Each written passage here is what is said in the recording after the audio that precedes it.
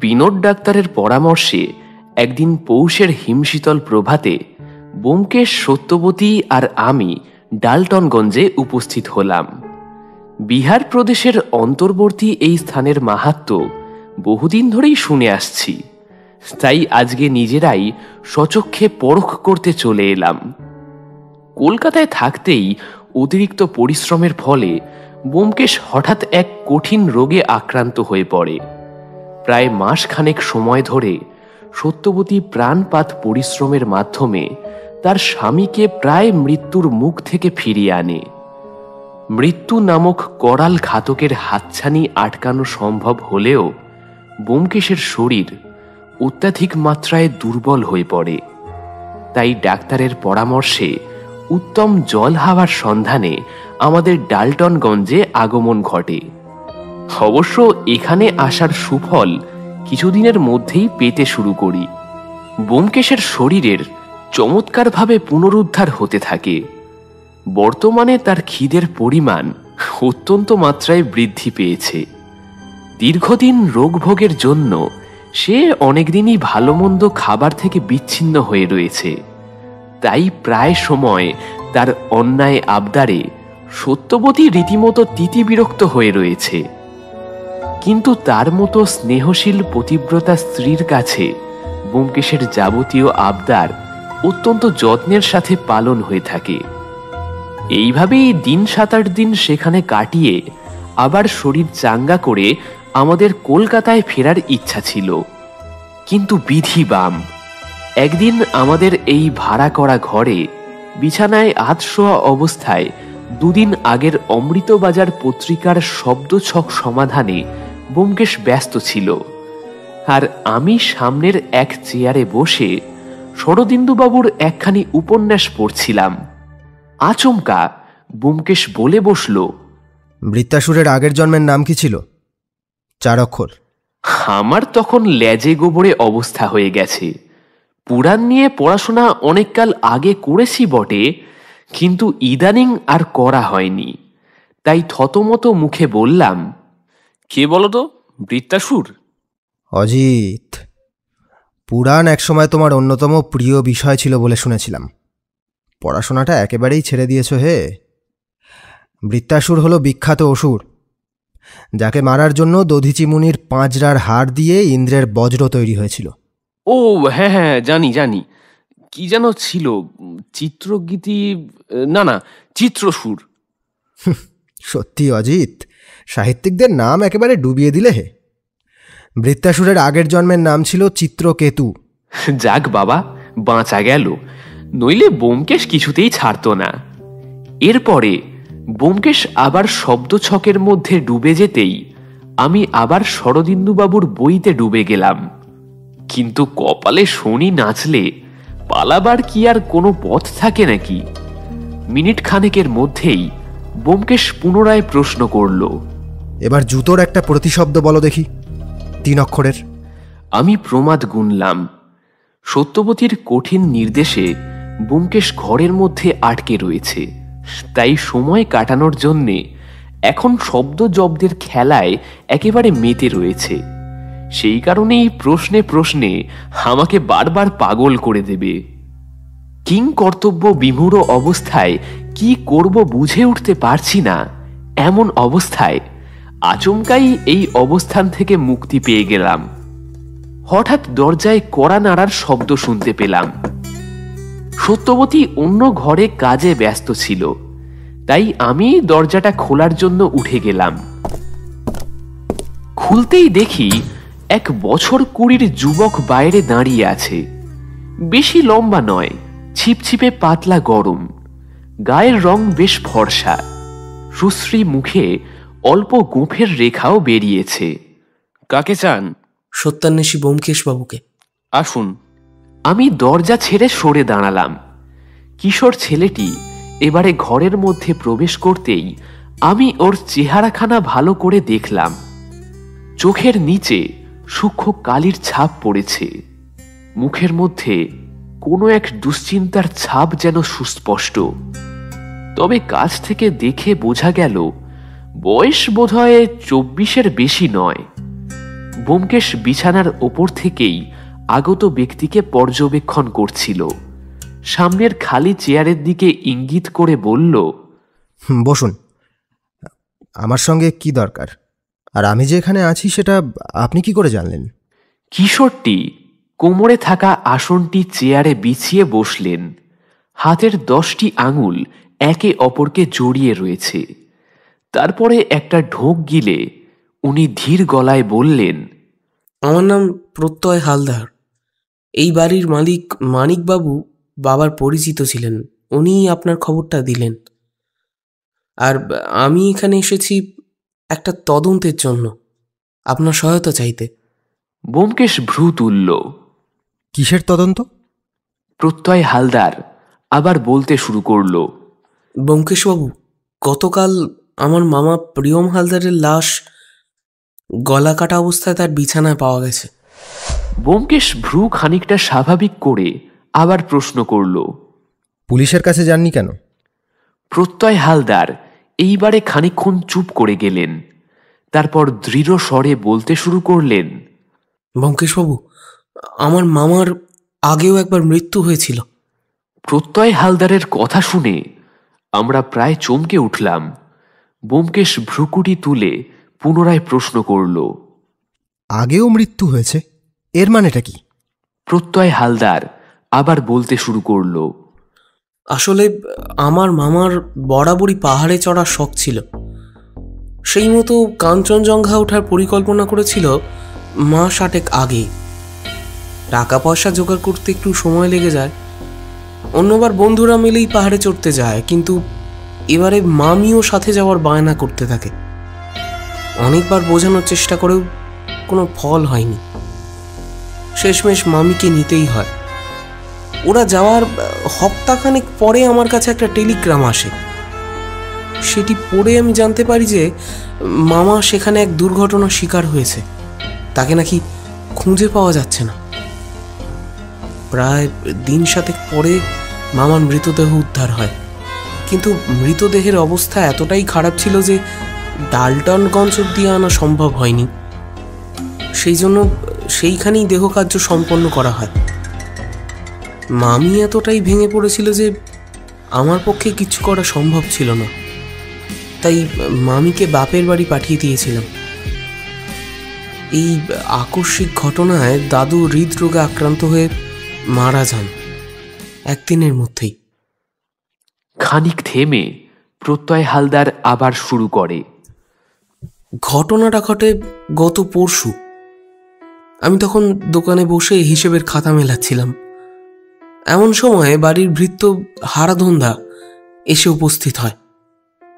সচরাচর উনি কখনোই দোকানে আসেন না, তাই ওনাকে ওই সময় দোকানে দেখে খানিক চমকে উঠেছিলাম। এদিকে হারাধন্দার মুখ থমথমে হয়ে রয়েছে, কোনো কথাই উনি বলতে পারছেন না। কোনো কিছু দেখে উনি রীতিমতো ভয় পেয়েছেন। আমি জিজ্ঞাসা করাতে উনি শুধু একটাই কথা বলতে পারলেন, বড় দাদাবাবু ফিরে এসেছেন। কথাটা শুনে আমি হতবাক হয়ে গেলাম। মাস 6 আগে যার মৃত্যু সংবাদ শুনেছিলাম, আচমকা তার পুনরুদ্দয় শুনে বেশ খানিকটা চমকে উঠেছিলাম। আমি দোকানে কর্মচারীর হাতে সব দায়িত্ব ফেলে রেখে তৎক্ষণাৎ হারাধন্দার সাথে বাড়িতে ফিরে আসি। বাড়িতে এসে আমি চমকে উঠি, কারণ সদর দরজার সামনেই দাঁড়িয়ে প্রিয়ম হালদার, মানে আমার মামা। তার সাথে কথা বলতে গিয়ে আমি আরও চমকে উঠি, কারণ এই কয়েক মাসের কোনো স্মৃতি তার মনের মধ্যে ছিল না। কেমন একটা বেকুবের মতন হাবভাব ছিল তার। আর সবচেয়ে অবাক করার বিষয় হলো, মামার শরীরের মধ্যে আঘাতের চিহ্ন বর্তমান। আমি ওকে বৈঠকখানায় বসিয়ে হারাধন্দাকে দিয়ে ডাকতে পাঠালাম উত্তম ডাক্তারকে। উত্তম ডাক্তার আমাদের এখানে খুবই নাম করা, কিন্তু উনিও মামাকে দেখে রীতিমতো চমকে উঠলেন, কারণ বেড়াতে যাওয়ার আগেই এই ডাক্তারের কাছে ঘুরে এসেছিলেন কি একটা দরকারে। আর এই 6 মাসেই তার চেহারার এত পরিবর্তন হয়ে গেছে। কোনো রকম রোগের উৎস বের করতে পারলেন না। একটা ঘুমের ওষুধ দিয়ে উনি চলে গেলেন। এরপরে মামাকে তার ঘরে নিয়ে গিয়ে শুইয়ে দেওয়া হলো। বিকেলের দিকে মামা একটু সুস্থ বোধ করলে আমি মামিকে সব কিছু জানিয়ে একটা টেলিগ্রাম করে দিই। গন্ডগোলটা বাঁধল গতকাল। আমি মামাকে খাইয়ে দিয়ে দোকানে গেছি, কাজের মধ্যেই ডুবেছিলাম। প্রায় ঘন্টাখানেক পরে আবার হারাধন্দা দোকানে এসে হাজির। ওনাকে দেখে এবার আমি রীতিমতো বিরক্ত হলাম, কিন্তু উনি যা বললেন তা শুনে আমার হাত পা একেবারে ঠান্ডা হয়ে গেল। বেলার দিকে মামার চা খাওয়ার অভ্যেস ছিল, সেই অনুযায়ী ওনাকে চা দিতে গিয়ে হারাধন্দা দেখেছেন যে মামার গলা কাটা মৃতদেহ বিছানার উপরে পড়ে আছে। ব্যোমকেশ এতক্ষণ চুপ করে প্রত্যয়বাবুর সব কথা শুনছিল। এইবারে সে প্রশ্ন করল, আপনার বাড়িতে কে কে আছেন? প্রত্যয় বলতে লাগলো, আমার মা বাবা তো অনেক বছর আগেই মারা গেছেন, তাই মামার বাড়িতেই মানুষ হয়েছি। এখানকার বাজারে হালদার মনোহারির দোকান বেশ চালু দোকান। ভগবানের আশীর্বাদে গ্রাহক খুব একটা খারাপ হয় না। আমার দাদু নিজের হাতেই দোকানটা শুরু করেছিলেন। বছর দেড়েক আগে পক্ষাঘাতে আক্রান্ত হয়ে পড়েন। এর ফলে দাদু ঘর থেকে বেরোতেই পারেন না। বছরখানেক আগে মামার বিবাহ হয় জলপাইগুড়ি নিবাসী সুপ্রভা দেবীর সাথে। মামার এই পাহাড়ে আকস্মিক মৃত্যুর পরে স্বাভাবিকভাবেই মামি মুষড়ে পড়েন। বেশ কিছুদিন আমাদের বাড়িতেই উনি ছিলেন। এই মাসখানেক হলো উনি বাপের বাড়িতে গেছেন। ব্যোমকেশ বলল, তা পুলিশ এই দ্বিতীয়বার খুনের ব্যাপারে কি বলছে? ব্যোমকেশের প্রশ্নের জবাবে প্রত্যয় এবার উত্তর দিল, বাড়ির সবাইকে তো পুলিশ জেরা করেছে, এমনকি হারাধন্দাকে অবধি ছাড়েনি। সেরকম কোনো খবর তো পাচ্ছি না। ব্যোমকেশবাবু, আমি আপনার কাছে বড় আশা করে এসেছিলাম, আপনি দয়া করে এই তদন্তের ভারটা নিন। প্রত্যয়বাবুর কথা শেষ হতেই ব্যোমকেশ বলল, প্রত্যয়বাবু, আপনার সমস্যার কথা তো বুঝলাম, কিন্তু আমার শরীরের যা অবস্থা তাতে এই মুহূর্তে বাইরে যাওয়া যাবে না, ডাক্তারের নির্দেশ আছে। কথাটা শুনেই প্রত্যয়বাবুর মুখ কেমন যেন পাংশুটে হয়ে গেল। উনি বলতে লাগলেন, আপনাকে এই তুচ্ছ ব্যাপারে মাথা ঘামাতে অনুরোধ করা আমার পক্ষে একেবারে উচিত হয়নি। আসলে কি জানেন ব্যোমকেশবাবু, এর একটা নিষ্পত্তি না হলে হয়তো আমার মামার এইরকম রহস্যজনকভাবে মৃত্যুর পরেও ফিরে আসা, আবার তার একদিনের মধ্যেই আবার হত্যাকারীর হাতে তার মৃত্যু, হ্যাকে মামার প্রাণ বাঁচাতে পারিনি। তার উপরেই দুবার মৃত্যুর কোনো কিনারা করতে পারছি না। এর চেয়ে দুঃখের বিষয় আর কি হতে পারে বলুন? প্রত্যয়বাবুর কথা শুনে ব্যোমকেশ একটু লজ্জিত হয়ে বলল, না না, আমি কিন্তু একবারও বলিনি যে আমি তদন্ত করব না। আপনার এই ধাঁধার উত্তর পেতে হলে আজকের দিনটা ভাবতে হবে। আর একবার আপনার বাড়িতে গেলে খুব ভালো হতো, কিন্তু এই শরীরে কতটা কি পেরে উঠবো তা নিয়ে আমার নিজেরই যথেষ্ট সংশয় আছে। প্রত্যয়বাবু বলে বসলেন, বেশ তো, আমি না হয় আগামী কালই গাড়ি পাঠিয়ে দেব। ব্যোমকেশ একটু চিন্তা করে বলল, ঠিক আছে, চিন্তার কোনো কারণ নেই। আশা করি এতে আপনার চিন্তা খানিকটা হলেও লাঘব হবে। অজিত আজ আপনার সঙ্গে গিয়ে দেখে শুনে আসুক। ওর মুখে সব কথা শুনে তারপর না হয় আপনার প্রশ্নের উত্তর দিয়ে দেব। ব্যোমকেশের কথা শুনে প্রত্যয়বাবুর মুখের যে অবস্থা হয়েছে তা দেখে সেই মাকড়সার রসের ঘটনাটা আবার মনে পড়ে গেল। এইরকমভাবেই আমার বাল্যবন্ধু মোহনের মুখটা চোখের সামনে হঠাৎ ভেসে উঠল। সেও ঠিক আজকের মতোই মুখ করে বসেছিল। সেদিন যেভাবে খানিকটা অপমানের শিকার হওয়ার মুখ থেকে ব্যোমকেশ আমাকে উদ্ধার করেছিল, আজকেও ঠিক একই রকম ভাবে উদ্ধার করল। ব্যোমকেশ ব্যাপারখানা দেখে হাসি মুখে বলল, আপনি মনে হয় কেবলমাত্র লেখক অজিতকেই চিনেছেন, সেই জন্যই ওনাকে দেখে ঠিক আপনার ভরসা হচ্ছে না। একটা কথা আপনাকে হলপ করে বলতে পারি, গোয়েন্দা গল্পের লেখকদের বুদ্ধি কিন্তু গোয়েন্দার থেকেও বেশি তীক্ষ্ণ। আপনি যদি ওর মাকড়সার রসের তদন্ত কাহিনী শুনতেন তাহলে ওর বুদ্ধিমত্তার উপরে এরকমভাবে প্রশ্ন তুলতে পারতেন না। মাঝে মাঝে আমাকে এমনভাবে কেসের ক্ষেত্রে সাহায্য করে থাকে যে আপনাকে বলে বোঝাতে পারবো না। ব্যোমকেশের এরকম সুপারিশে সামান্য চিঁড়েই ভেজে না, তো প্রত্যয়বাবু সত্যান্বেষীর জায়গায় আমার মতো ছাপোষা লেখককে কতটা বিশ্বাস করবেন সেটা নিয়ে বিস্তর লেখাপড়া করা যায়। কিন্তু কথায় আছে না, পাঁকে পড়লে হাতিকে চামচিকেতেও লাথি মারে। প্রত্যয়বাবুর এখন সেই অবস্থাই হয়েছে। উনি কি করবেন কিছুই বুঝে উঠতে পারছিলেন না। শেষমেশ খালি পেটে কালমেঘ পাতা খাবার মতো মুখ করে উনি উত্তর দিলেন, বেশ, অজিতবাবুই চলুন তাহলে।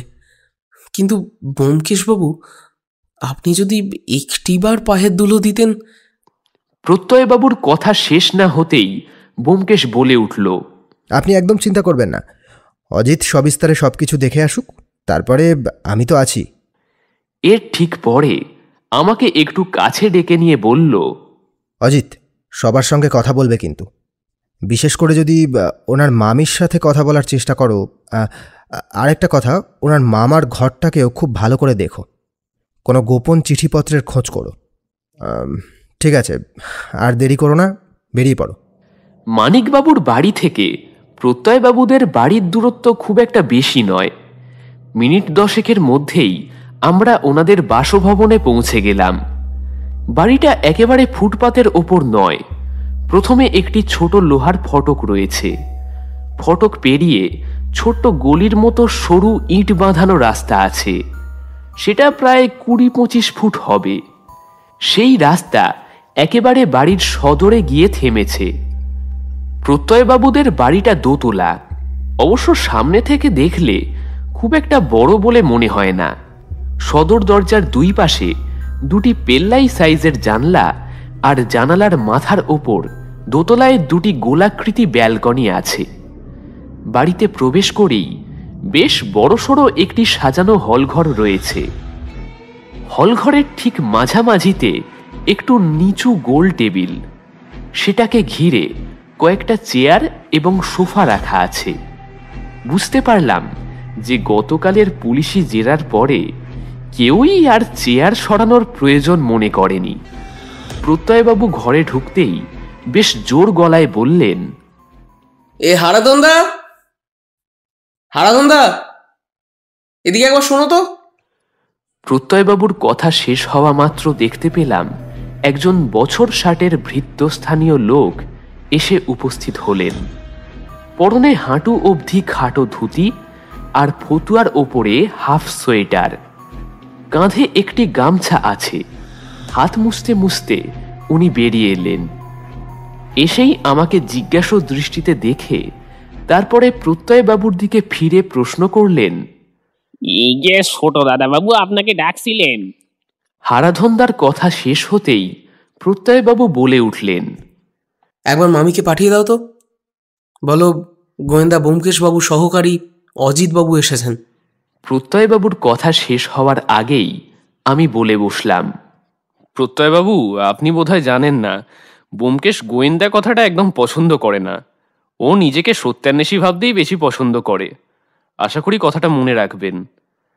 আমার কথা শেষ হতেই প্রত্যয়বাবু নিজের ভুল বুঝতে পেরে বললেন, মাফ করবেন অজিতবাবু, আমি বিষয়টা জানতাম, কিন্তু মামার এই রহস্যজনক মৃত্যুতে আমি খুব দুশ্চিন্তার মধ্যে রয়েছি, তাই মুখ ফসকে বলে ফেলেছি।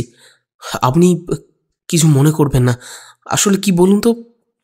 প্রত্যয়বাবু কথা শেষ করার আগেই একজন মধ্য 30-এর মহিলা এসে উপস্থিত হলেন। পরনে সাদা রঙের ফ্যাকাশে শাড়ি।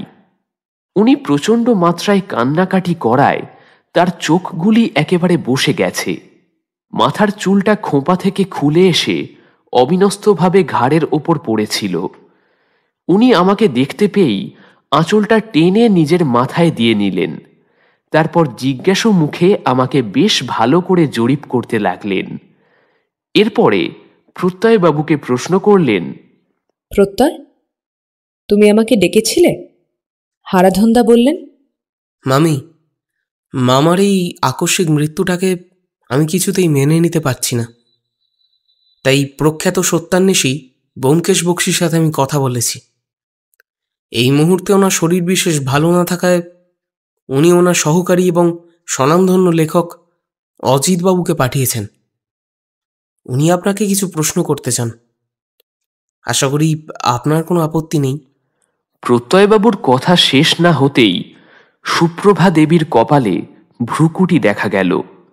আরেকবার আমাকে জরিপ করে উনি গম্ভীর কণ্ঠে বললেন, সত্যান্বেষী মানে তো গোয়েন্দা। পুলিশ তো তদন্ত করছেই, আবার গোয়েন্দার কি দরকার? একটু থেমে সুপ্রভা দেবী আবার বলতে শুরু করলেন, আচ্ছা বলুন, কি জানতে চান? আমি তো পুলিশকে সবকিছুই জানিয়েছি, নতুন করে কিছু তো বলার নেই। এবারে আমি মুখ খুললাম। দেখুন, আমি আপনাকে কয়েকটা প্রশ্ন করতে চাই। বলুন, কি জানতে চান? আপনাদের বিবাহ তো দেখাশোনা করেই হয়েছিল। হ্যাঁ। আচ্ছা, সম্বন্ধ কি প্রত্যয়বাবুদের তরফ থেকে এসেছিল নাকি আপনাদের বাড়ির তরফ থেকে? খানিকক্ষণ ভেবে নিয়ে তারপরে সুপ্রভা দেবী উত্তর দেওয়া শুরু করলেন। আমার বাবা বছর দুয়েক আগে ব্যবসার কাজে কলকাতায় এসেছিলেন, তখনই ওনার সাথে পরিচয় হয়েছিল। পরবর্তী ক্ষেত্রে উনিই বিবাহের প্রস্তাব পাঠান। আচ্ছা, বেশ। আচ্ছা, প্রিয়ম হালদার লোকটি কেমন ছিল? প্রশ্নটা শুনেই ওনার চোখের মধ্যে একটা ঝিলিক খেলে গেল। অমন দেবতুল্য মানুষকে স্বামী হিসেবে পাওয়া যে কোনো মেয়ের কাছে ভাগ্যের ব্যাপার। উনি কোনো দিনও আমার থিয়েটার করা নিয়ে আপত্তি করেননি। ব্যবসার জন্য ব্যস্ত থাকলেও আমার জন্য ঠিকই সময় বের করতেন। আপনি যে থিয়েটার করতেন সেই বিষয়ে আমার জানা ছিল না।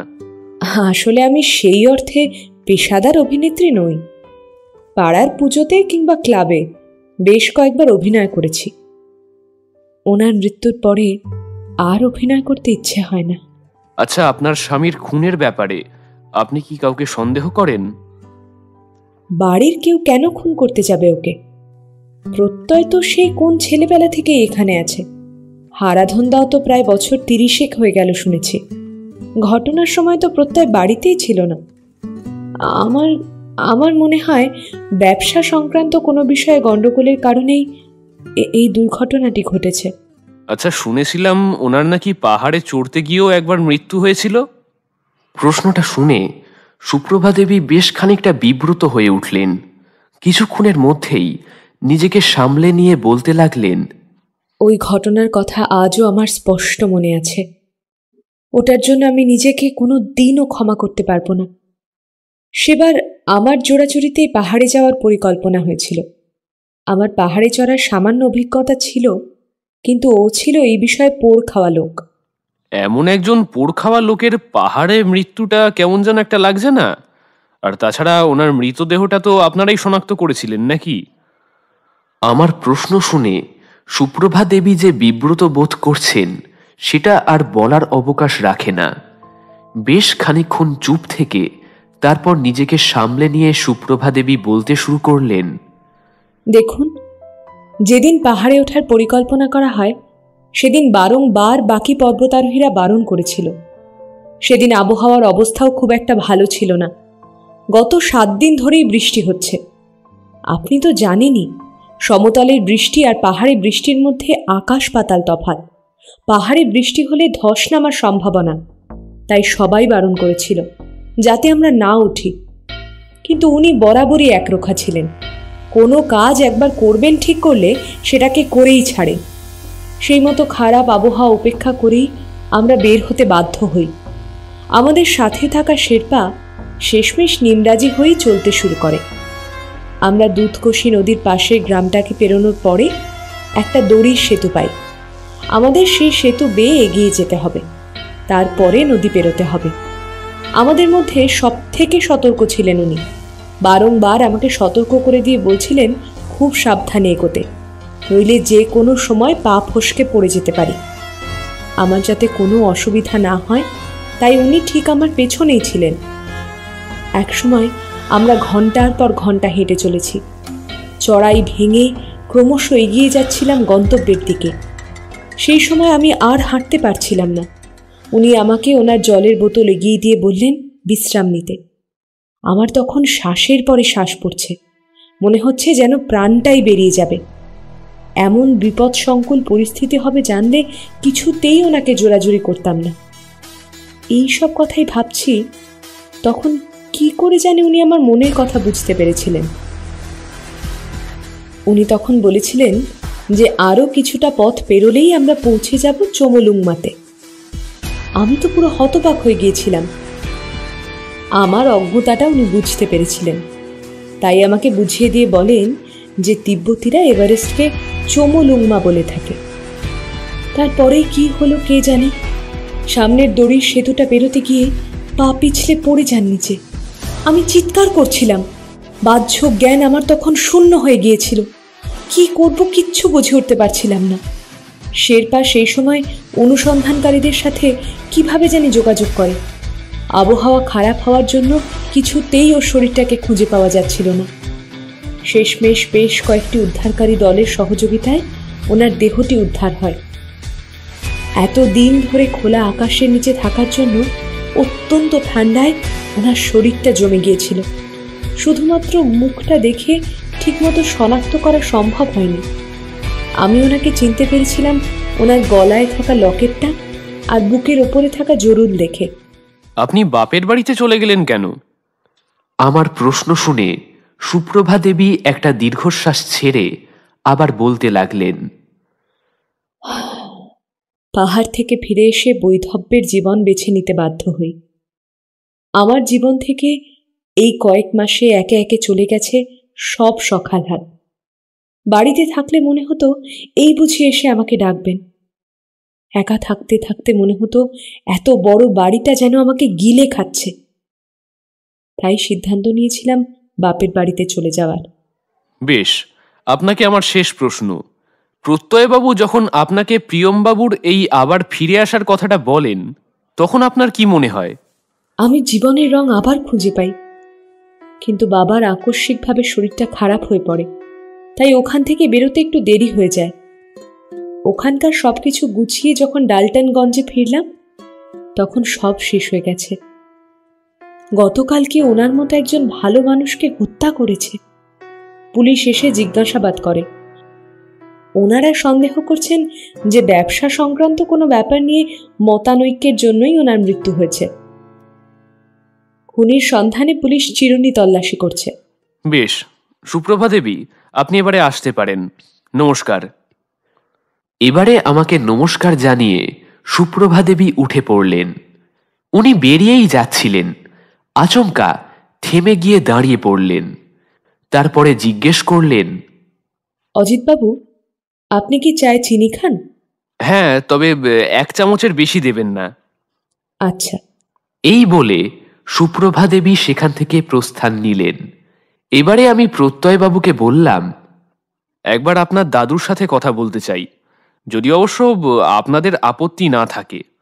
আমার প্রশ্নের উত্তরে প্রত্যয়বাবু বললেন, দেখুন অজিতবাবু, দাদুর সাথে আপনি মামার বিষয় নিয়ে কথা বলবেন সেখানে আমার কোনো আপত্তি নেই, তবে উনি পক্ষাঘাতে আক্রান্ত হয়ে শয্যাশায়ী হয়ে পড়েছেন। সেই জন্য তার শরীর অত্যন্ত দুর্বল হয়ে পড়েছে। আপনি আসুন আমার সাথে, আমি একবার দাদুর সাথে কথা বলি। এই বলে প্রত্যয়বাবু চেয়ার ছেড়ে উঠে পড়লেন। আমিও তার সাথেই উঠে পড়লাম। তারপরে ওনার পিছু পিছু চলতে লাগলাম। এবারে আমরা দুটো ঘর পেরিয়ে 3 নম্বর ঘরের সামনে এসে উপস্থিত হলাম। প্রত্যয়বাবু পর্দা সরিয়ে ভিতরে প্রবেশ করলেন। তারপরে আমাকে হাতের ইশারায় বাইরে দাঁড়াতে বললেন। একটু পরেই ওনার কণ্ঠস্বর শুনতে পেলাম, দাদু, দাদু। এবারে ঘরের ভিতর থেকে একটা ভাঙাচোরা গলা শোনা গেল। কে কে ডাকে? দাদু, আমি প্রত্যয়। মামার কেসটার জন্য ব্যোমকেশ বক্সির সাথে কথা বলেছি। উনি অসুস্থ বলে আসতে পারেননি, কিন্তু সঙ্গে করে ওনার সহকারী এবং স্বনামধন্য লেখক অচিতবাবুকে পাঠিয়ে দিয়েছেন। ওনাকে ভেতরে আসতে বলি। নিশ্চয়, আমি চাই প্রিয়মের খুনের তদন্ত হোক। ওই পুলিশগুলোর ওপরে আমার বিন্দু মাত্র ভরসা নেই। ওরা দিনকে রাত করতে পারে। অজিতবাবুকে ভেতরে নিয়ে আয় তো। প্রত্যয়বাবুর দাদুর কথা শেষ হতেই পর্দা সরিয়ে প্রত্যয়বাবু বেরিয়ে এলেন। তারপরে আমাকে ভিতরে নিয়ে গেলেন। আমি ভিতরে ঢুকতেই প্রথমেই ঘরের ঠিক মাঝখানে একটি প্রকাণ্ড পালঙ্ক চোখে পড়ল। ঘরের কোণে রাখা রয়েছে স্ট্যান্ড ল্যাম্প, নামজাদা আর্টিস্টের পেইন্টিং, তামা, ব্রোঞ্জ, পিতলের ছোট বড় নানান রকম শিল্প স্থাপত্য থেকে যেন বৈভবের দুটি ঠিকরে বেরোচ্ছে। সেই পালঙ্কের মধ্যে বালিশে মাথা দিয়ে এক ব্যক্তি শুয়ে রয়েছে। গায়ের ওপরে একখানি কম্বল চাপা দেয়া রয়েছে। উনি আমার দিকে ফ্যাল ফ্যাল করে চেয়ে রয়েছেন। মনে হচ্ছে যেন সন্তান শোকে কাতর এক পিতা আর্তভাবে অনুরোধ করছেন। ওনার বয়স বোধ করি 60-62 বেশি নয়, কিন্তু মাথার সমস্ত চুল পেকে গিয়ে এক অদ্ভুত ধরনের শ্রীহীন পাংশুটে রঙের হয়ে রয়েছে। কম্বলের ওপরে থাকা ওনার একখানা হাত দেখে এটা বেশ ভালো মতোই বুঝলাম যে হাড়ের ওপরে মাংসের পরিমাণ বেশ অনেকটাই কম। দীর্ঘ রোগভোগের ফলে তার গালের হাড় স্পষ্ট বোঝা যাচ্ছে। সেখানে মাংসের প্রায় লেশমাত্র নেই। চোখ দুটো মাছের চোখের মতো যেন ভাবলেশহীনভাবে রয়েছে। ঠোঁট দুখানা যেন কালো হয়ে গিয়েছে। উনি আমাকে সেই ভাঙা গলায় বলতে শুরু করলেন, নমস্কার অজিত বাবু, আমি প্রণয় হালদার, প্রত্যয়ের দাদু। আমি ওনাকে প্রতি নমস্কার জানিয়ে বললাম, নমস্কার, আপনার শরীর এখন কেমন আছে? ওই কোনো রকমে বেঁচে আছি। অজিত বাবু, আপনার কাছে আমার একটাই অনুরোধ, যে করেই হোক প্রিয়মের হত্যার রহস্যটাকে সমাধান করতেই হবে। আমি আপনাকে কিছু প্রশ্ন করতে চাই। নিশ্চয় নিশ্চয়, করুন না। আপনার ছেলে মানে প্রিয়মের চরিত্র কেমন ছিল? প্রিয়ম খুব হাসি খুশি থাকতে ভালোবাসত। নিজের ছেলে বলে বলছি না, ওর মতন ছেলে ভাগ্য করলে তবেই পাওয়া যায়। কোনো নেশা ভাঙ করতো না, বন্ধু বান্ধবের সংখ্যাও কম ছিল। কেবলমাত্র একটি নেশা ছিল ওর। কি নেশা ছিল ওনার? পাহাড়ে চড়ার। সেই কোন ছেলেবেলা থেকেই এই সবে প্রশিক্ষণ নিত। কত জায়গায় গিয়েছিল, আবার ফিরে এসে সবার আগে আমাকেই ডেকে বলতো যে ও এই পাহাড়ে উঠেছে, ওই পাহাড়ে উঠেছে। আর কেউ রইল না আমাকে ওই কথাগুলো বলার জন্য। ভগবান, আমাকে তুলে নাও। কথা বলতে বলতে কান্নায় ভেঙে পড়লেন ভদ্রলোক। কোনো রকমে ওনাকে সামলানোর চেষ্টা করতে লাগলো প্রত্যয়বাবু। বেশ খানিকক্ষণ পরে একটু ধাতস্থ হলেন প্রণয়বাবু। বলুন, আর কি জানতে চান? প্রিয়মবাবুর কি কোনো শত্রু ছিল? মারপিট তো দূরের কথা, প্রিয়ম কোনোদিন কারোর সাথে ঝগড়া অবধি করেনি। ওর চিরটা কাল এই সব থেকে দূরেই থেকেছে। ওর কোনো শত্রু থাকতেই পারে না। কিন্তু প্রণয়বাবু, একটা কথা ভুলে গেলে চলবে না যে 6 মাস পরে যখন প্রিয়মবাবু বাড়িতে আসেন তখন ওনার শরীরে নানা রকম ক্ষতের চিহ্ন ছিল। আমি তো শয্যাশায়ী, তাই বিছানা থেকে উঠতে পারিনি। খোকা যখন বাড়িতে ফেরে তখন হারাধন এসে আমায় জানায়। কিছুক্ষণ পরে প্রত্যয় ওকে আমার কাছে নিয়ে এলে আমি চমকে উঠি। আপনি কি দেখে চমকে ওঠেন? এই কয়েক মাসে কি চেহারাটাই না হয়েছে খোকার।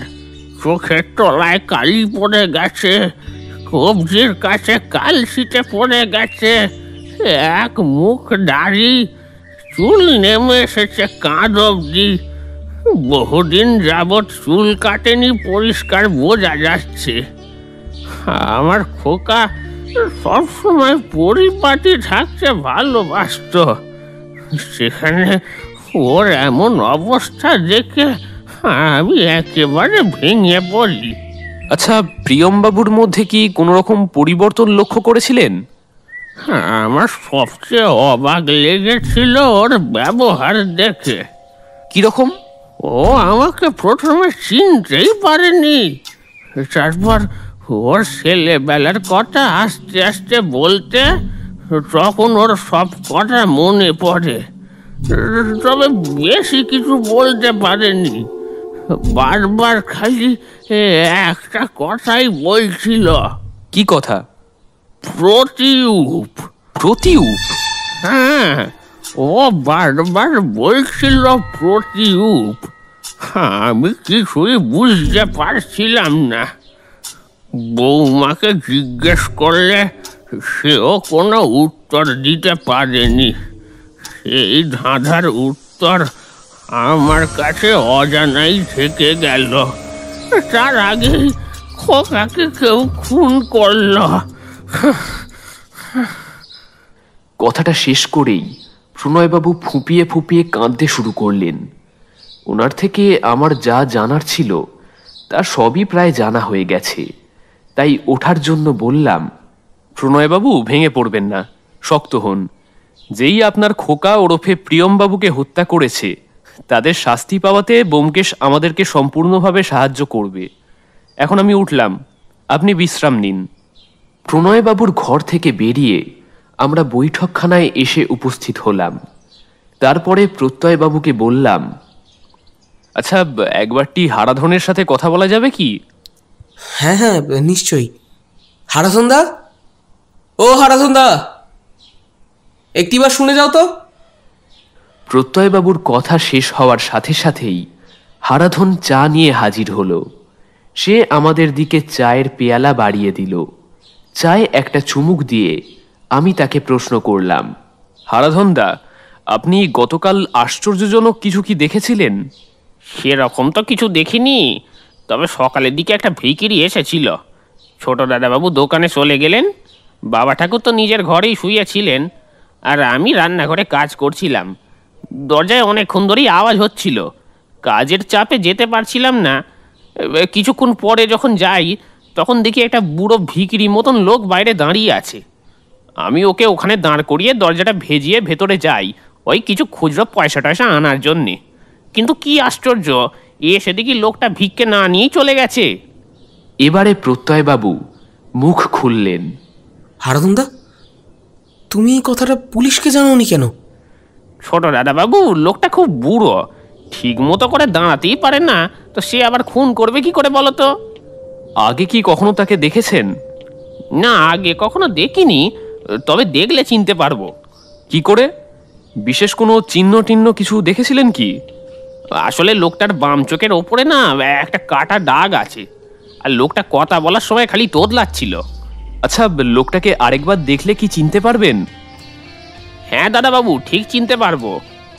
আচ্ছা, আপনার বড় দাদাবাবু থাকা অবস্থায় এমন কোনো জিনিস কি দেখেছেন যেটা স্বাভাবিক নয়?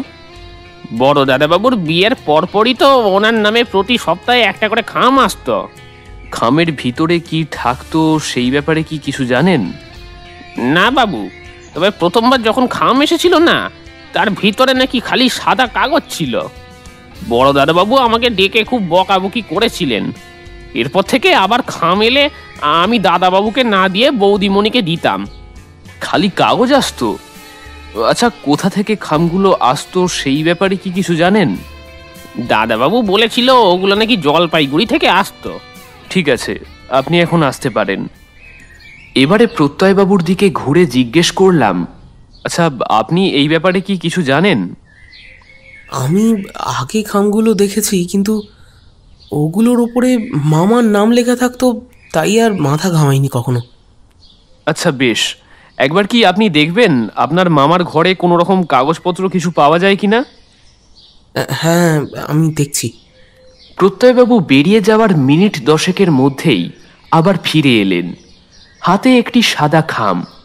উনি আমার দিকে সেটা বাড়িয়ে দিয়ে বললেন, মামার ঘরে আর কোনো খাম ছিল না, কিন্তু শেষ যে খামটা এসেছিল সেটা মামা কাশিদাসী মহাভারতের মধ্যে রেখেছিলেন। মামার পাহাড়ে যাওয়ার পরে আমি পড়ার জন্য বইটা নিজের কাছে এনে রেখেছিলাম, সেটার মধ্যে থেকেই এটা পেয়ে গেলাম। অসংখ্য ধন্যবাদ আপনাকে প্রত্যয়বাবু। আমি সব কিছু ব্যোমকেশকে জানাচ্ছি, ও পরে আপনার সাথে যোগাযোগ করে নেবে। আচ্ছা, নমস্কার। ভাড়া বাড়িতে পৌঁছতে বেশি সময় লাগলো না। দরজায় করাঘাত করতেই দেখি সত্যবতী দরজা খুলে দিল। ঢুকতেই দেখি বিছানার ওপরে ব্যোমকেশ শুয়ে রয়েছে, তবে এবার তার হাতে একখানা মহাভারত খোলা। আমাকে দেখেই সে প্রশ্ন করল, কি খবর অজিত? মুখটা এরকম পাংশুটে করে রেখেছো কেন? আমি ঘরের মধ্যে ঢুকে তার সামনে চেয়ারে বসে পড়লাম। আমি সবিস্তারে ব্যোমকেশকে সবকিছু বললাম। ব্যোমকেশ এতক্ষণ চুপ করে আমার সব কথা শুনছিল। খেয়াল করিনি সত্যবতী কখন ঘরের মধ্যে এসে ঢুকেছে। একটা লোকের দুবার মৃত্যু হয় কি করে? এ তো অসম্ভব। সত্যবতীর কথা শুনে ব্যোমকেশ খানিকক্ষণ হেসে উত্তর দেয়, কোনো কিছুই অসম্ভব নয় হে। বিবাহিতদের মৃত্যুর কথা কেই বা খেয়াল রাখে? সত্যবতী এবারে একেবারে ঝাঁঝিয়ে উঠল। তুমি কি বলতে চাইছো? বিয়ের পরে মেয়েরা নিজেদের স্বামীর উপরে অত্যাচার করে থাকে? ব্যোমকেশ বলে চলল, বিয়ের পরে অত্যাচারী তো একমাত্র পুরুষ মানুষই হয়। মেয়েরা সেই সময়ে যখন তখন মহিষাসুরমর্দিনীর রূপে আবির্ভূতা হয়, তারপরে স্বামীরূপী অসুরদের উপরে অত্যাচার করে থাকে। তবে আমাদের এই কেসে সেটা নাও হতে পারে। তার মানে বলতে চাইছো যে ওই পৃথিবীর বাকি মেয়েরা ভালো, অথচ তোমার স্ত্রী সবচেয়ে খারাপ? অবস্থা একেবারে বেগতিক দেখে আমি বলতে বাধ্য হলাম, বৌঠান, আসলে ব্যোমকেশ ভারতের সাম্প্রতিককালের তথ্যের ভিত্তিতে এই কথাগুলো বলছে। আমার দিকে একটা অগ্নিদৃষ্টি বর্ষণ করে সত্যবতী বলতে লাগলো, এই জন্য পুরুষ জাতিটাকে আমার ঘেন্না লাগে। একটা মহিলা সারাক্ষণ লোকটার পেছনে কাজ করতে করতে খেটে মরছে, তার কোনো সুনাম নেই, শুধু তার দোষ ধরতে হবে। আর এই লোকটা হলো সুরীর সাক্ষী মাতাল। বৌঠান, আমি আবার মাতাল কবে হলাম? আমি তো এ জীবনে মদ ছুঁলামই না।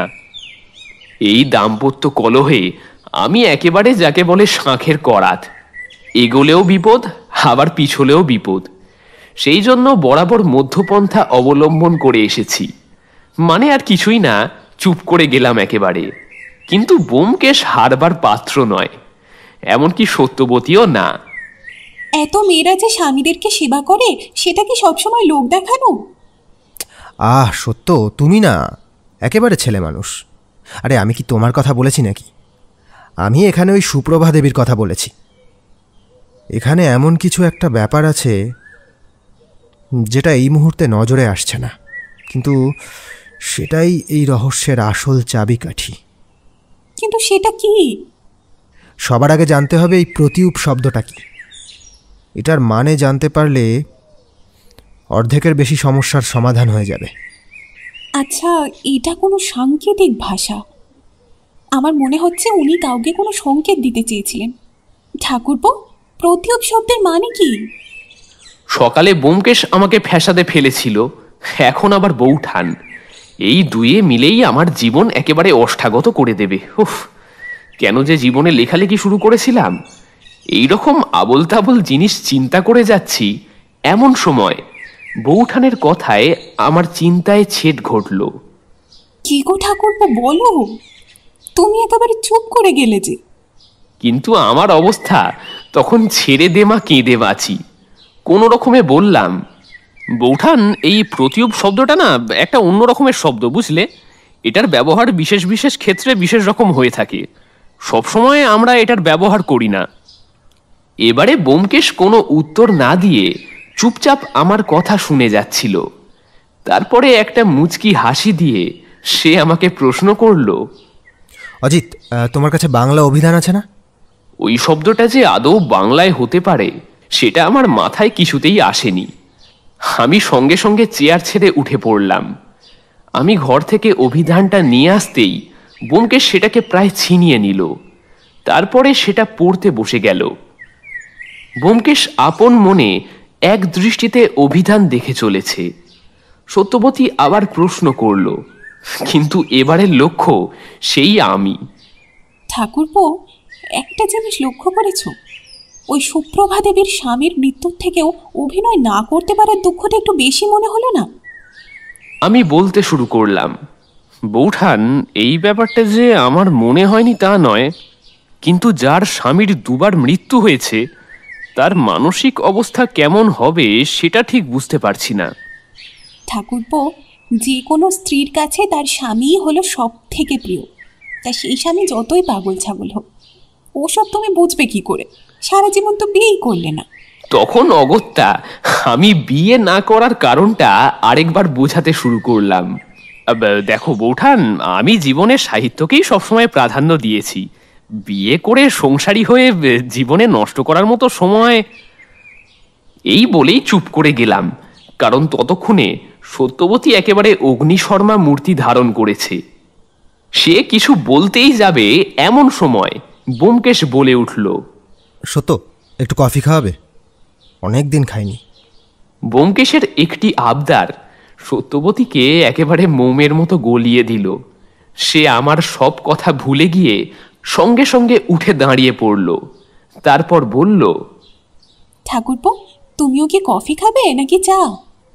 অবস্থা বেগতিক দেখে আমি তাড়াতাড়ি বলে উঠলাম, আজকে আর চা খাবো না, কফি বরং ভালো নাকি? সত্যবতী বেরিয়ে যেতেই ব্যোমকেশ বলে উঠল, তুমিও বলিহারি অজিত। যে জিনিস তোমার আয়ত্তের মধ্যে নেই সেই জিনিস নিয়ে তুমি কেন লড়াই করতে যাও, একটু বলবে? আমি আমতা আমতা করে কিছু বলতেই যাচ্ছিলাম, এমন সময় ব্যোমকেশ হাত দেখিয়ে আমাকে চুপ করিয়ে দিল। তারপরে আবার অভিধানের মধ্যে ডুবে গেল। আমি আর কি করব? কাহাতক আর বেকারের মতো বসে থাকা যায়? এদিকে বাইরে থেকে এসেছি অনেকক্ষণ হয়ে গেছে, তবু পরনের পাঞ্জাবিটা এখনো ছাড়া হয়নি। এদিকে ভাগ্যিস সত্যবতী সেটা লক্ষ্য করেনি, তাই সোজা চলে গেলাম নিজের ঘরে পাঞ্জাবিটা বদলাতে। কলঘরে ঢুকে মুখটুক ধুয়ে ফিরে আসতেই দেখি সত্যবতী একটা ট্রে নিয়ে ঢুকছে। ট্রের মধ্যে 3 কাপ কফি আর একটা প্লেটের মধ্যে চানাচুর রাখা আছে। কফির গন্ধে গোটা ঘরটা একেবারে ম ম করতে শুরু করেছে।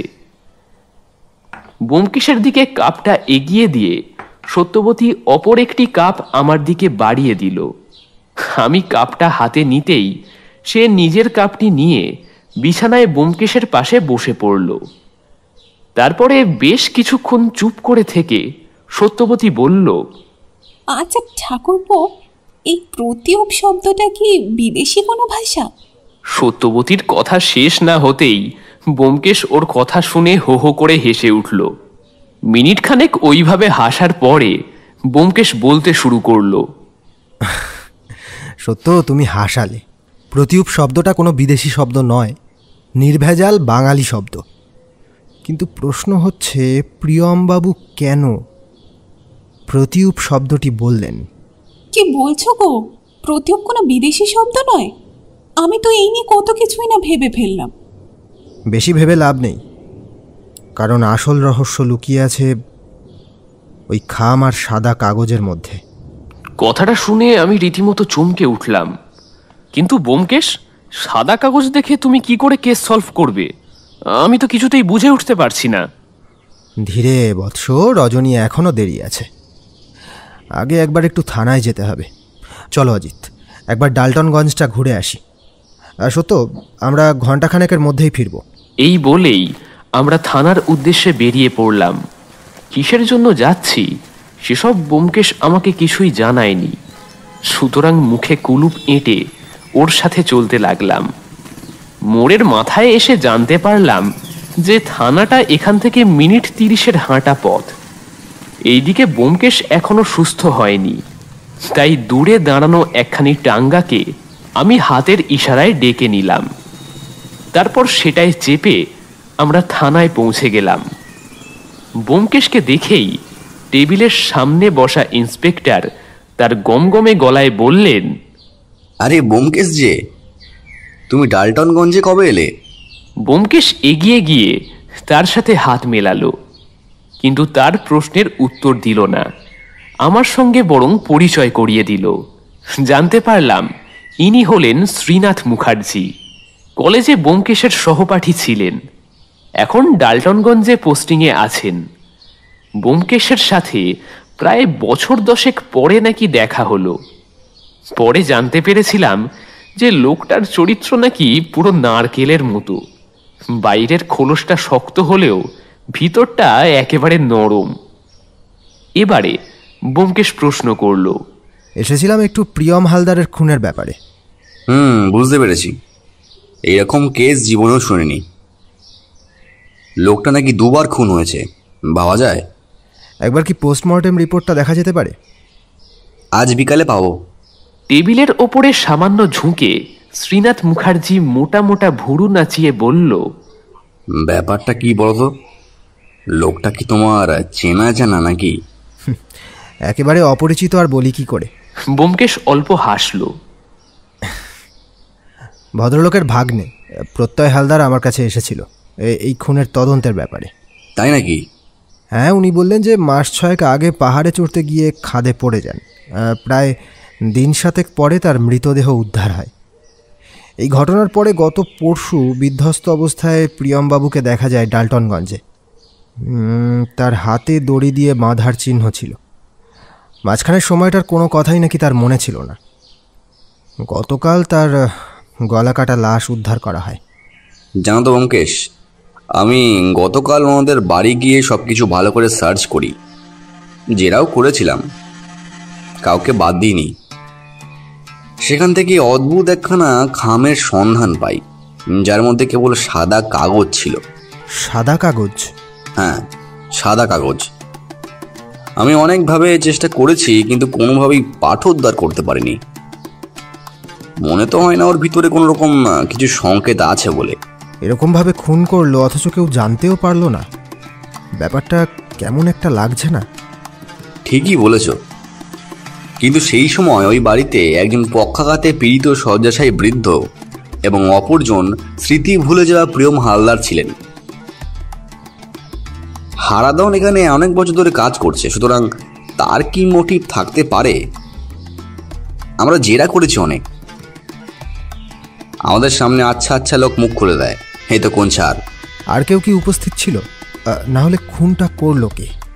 আশেপাশে অনেক খোঁজাখুঁজি করেও সেরকম কিছু পাইনি। তুমি কিছু জানো বলে মনে হচ্ছে, বলতে পারো, তাহলে কিন্তু পুলিশের বিশেষ উপকার হবে। প্রত্যয়বাবুর কাছ থেকে সব কিছু জেনে অজিত একবার ওদের বাড়িতে গিয়েছিল। সেখানেই জানতে পেরেছে যে একজন ভিখিরি গোছের লোক এসেছিল, যার বাম চোখের উপর কাটা দাগ আছে এবং কথা বলতে গেলে তোতলায়। লোকটাকে হারাধন দেখেছে, চিনতে পারার কথা। কি? এ তো খুব বড় একটা ক্লু। টেবিলের ওপরে থাকা বেল বাজিয়ে শ্রীনাথ চিৎকার করে উঠল, রাম সিং, রাম সিং! মুহূর্তের মধ্যে প্রায় দৈত্যাকার চেহারার এক কনস্টেবল গোছের লোক আমাদের সামনে এসে উপস্থিত হল। লোকটার সামনে এক প্রকাণ্ড ভুঁড়ি। তার চেহারার বর্ণনা করলে একমাত্র মহিষাসুরের সাথেই তুলনা চলে। ওরকম জুলফি অবধি পেল্লাই মার্কা গোঁফ কোনো মানুষের যে থাকতে পারে সে সম্বন্ধে আমার কোনো ধারণাই ছিল না। চোখে পুরু কাঁচের চশমাও রয়েছে। টেবিলের সামনে এসে সেলাম ঠুকে দাঁড়ালো রাম সিং। ওকে দেখেই শ্রীনাথ বলল, রাম সিং, আমার একজনের হদিশ লাগবে। লোকটার বাম চোখের নিচে কাটা দাগ আছে, আর কথা বলার সময় তোতলায়। আমাদের রেকর্ডে দেখো তো এরকম কেউ আছে কিনা। জি স্যার। রাম সিং সেলাম ঠুকে চলে গেল।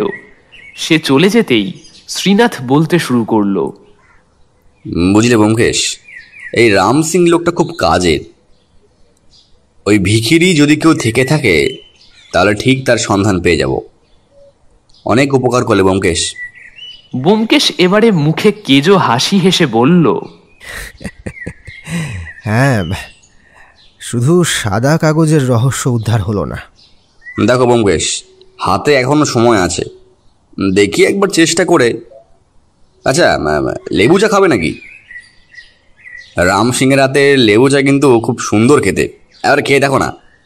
ব্যোমকেশ এইবার যেন চমকে উঠল। কি বলে? লেবু? ওহ, এতক্ষণ মাথায় আসেনি কেন? কি ব্যাপার বলো তো ব্যোমকেশ? তুমি এক কাজ করো, বাজার থেকে গোটা কতক লেবু আনতে পাঠাও, বাকিটা বলছি। বাজারে যাওয়ার দরকার নেই, থানার পাঁচিলের ধারেই একটা লেবু গাছ আছে, সেখানে প্রচুর লেবু হয়। দাঁড়াও, ব্যবস্থা করছি। মিনিট 5 মধ্যেই গোটা চারেক লেবু হাজির হয়ে গেল।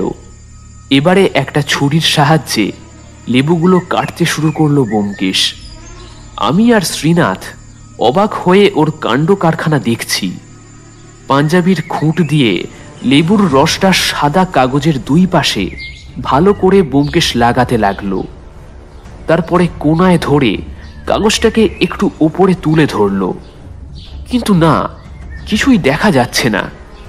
তারপরে চেয়ার ছেড়ে উঠে ব্যোমকেশ সোজা জানালার দিকে এগিয়ে গেল, কিন্তু লাভের লাভ কিছুই হলো না। এরপরে শ্রীনাথ কিছু একটা চিন্তা করে পকেট থেকে দেশলাই বের করলো। একটি কাঠি জ্বালিয়ে কাগজের পিছনে ধরতেই যেন ম্যাজিকের মতো কাণ্ড ঘটে গেল। হঠাৎ করেই যেন সাদা কাগজের ওপর কয়েকটা অক্ষর ফুটে উঠতে লাগলো। ব্যোমকেশ বলতে শুরু করলো, কোনো চিন্তা করো না। তারপরে ওটা কি লেখা? পথের কাঁটাকে সরাবার সময় হয়ে গেছে, হালদার বংশ শেষ করে ছাড়ব। ব্যোমকেশ, এসবের মানেটা কি? যা বুঝতে পারছি তাতে কেউ হালদার বংশের উপরে আঘাত হানতে চাইছে। অন্য চিঠিগুলো থাকলে সুবিধা হতো। কিন্তু তল্লাশির সময় সুপ্রভা দেবী বললেন যে সবকটা চিঠি নাকি জ্বালিয়ে দেওয়া হয়েছে। তাহলে এখন উপায় কি? কথাটা শেষ হতেই ব্যোমকেশের চোখের মধ্যে আবার সেই বুদ্ধিদীপ্ত চাহনিটা ফুটে উঠল। তার মানে এই রহস্য সমাধানের জন্য ব্যোমকেশ একটা দিশা খুঁজে পেয়েছে। কিন্তু শ্রীনাথ বাবুর সামনে সেটাকে ও আদৌ ভাঙতে রাজি নয়। তাই ব্যোমকেশ খুব বুদ্ধি করে উত্তর দিল, এই মুহূর্তে হালদার বাড়ির বাইরে একটা পুলিশি পাহারার ব্যবস্থা করলে খুব ভালো হয়। আশা করছি খুব শিগগিরই সেই ভিখারি ধরা পড়বে। আচ্ছা, এখন উঠলাম শ্রীনাথ, অনেক বেলা হয়ে গেল। এই বলে আমরা বেরোতেই যাব, এমন সময় শ্রীনাথ বলে উঠল, কতদূর যাবে?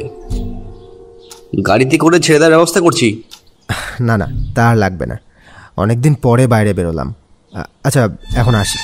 বাইরে বেরিয়ে পাঞ্জাবির পকেট থেকে সিগারেট ধরাতেই যাব, এমন সময় ব্যোমকেশ বলল, অজিত, সিগারেট না খেলে যে মাছের টোপ ফেলা যাবে না।